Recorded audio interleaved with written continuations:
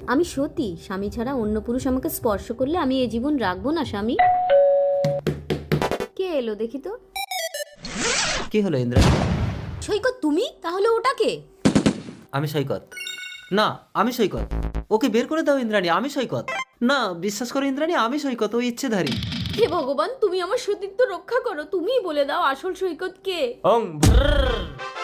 আমি বলছি, মোটর বাবা। সেদিন আমি সাধনা মগ্ন। ওং ভুর পিপাসায় বুক ফেটে যাচ্ছে, একটু জল। ওং ভুর ওং ভুর মূর্খ ছত্রাক, তুই আমার তর্পণের জল খেয়ে নিলি। আমি তোকে অভিশাপ দিলাম, তুই পিপাসায় মরবি। মোটর বাবা, প্রচন্ড পিপাসায় বুকটা ফেটে যাচ্ছিল, তাই আপনার তর্পণের জলটা খেয়েছি। দয়া করে আমাকে অভিশাপ দেবেন না। ঠিক আছে, তুই যদি কোনো সতী স্ত্রীর বুকে দুগ্ধ পান করতে পারিস তবেই তুই অভিশাপ মুক্ত হবি। তা কি করে সম্ভব বাবা? আমি তোকে ইচ্ছেধারী আশীর্বাদ দিলাম, তুই মহাসতী ইন্দ্রাণীর স্বামী সৈকতের রূপ ধারণ করতে পারবি।